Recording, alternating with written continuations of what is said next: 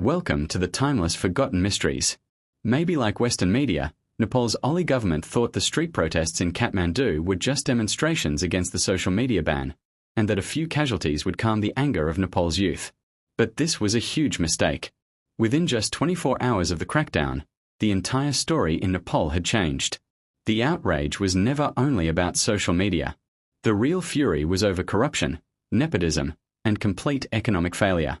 The government never imagined that their bullets and the loss of nearly 20 lives would lead to their homes being set on fire, that they would be forced to escape in helicopters, and that Prime Minister Oli himself would have to resign.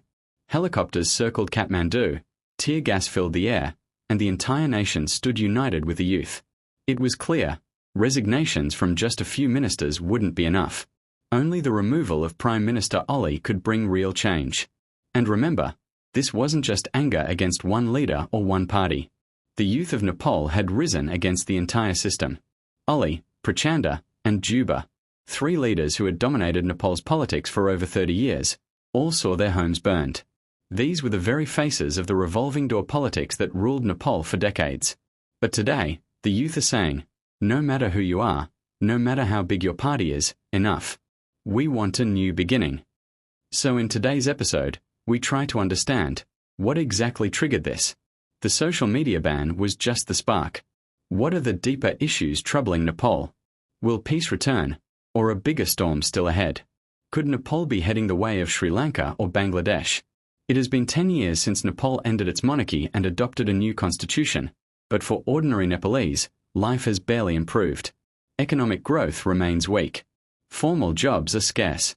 Every year, thousands of young Nepalese leave the country, often settling for menial jobs abroad.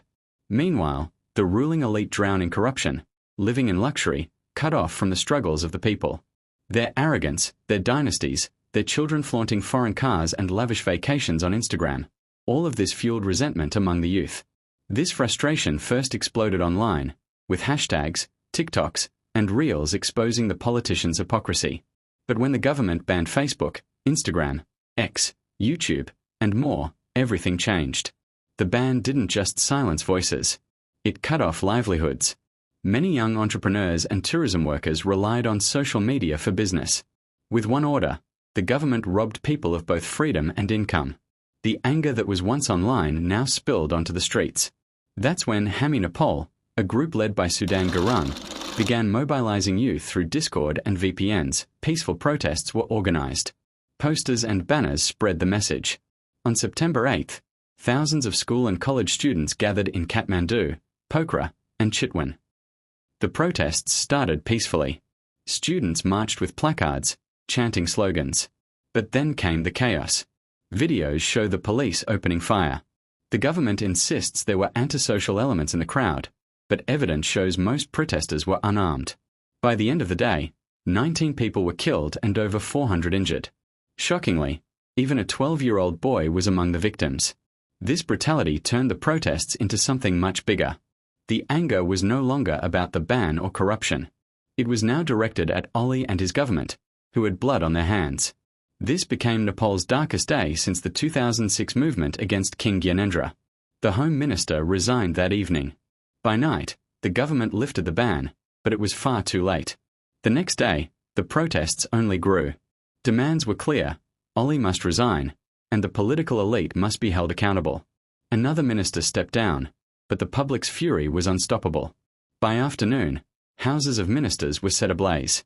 Even the parliament building was attacked. Helicopters evacuated politicians as the capital burned. The world watched and speculated. Was Nepal heading the way of Bangladesh? But unlike Sheikh Hasina's crackdown in Dhaka, Nepal's government didn't label its youth terrorists. Instead, resignations began, and Oli finally stepped down. The lesson was clear: crush the aspirations of a new generation, and they will rise up against the system. Nepal now has a chance. If its leaders admit their mistakes, fight corruption, and allow transparent investigations, the country can reset its future with peace instead of bloodshed. The choice lies with Nepal's leaders.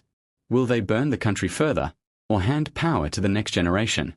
It won't be easy. But after all that has happened, Nepal's youth deserve something better. And this story is still unfolding.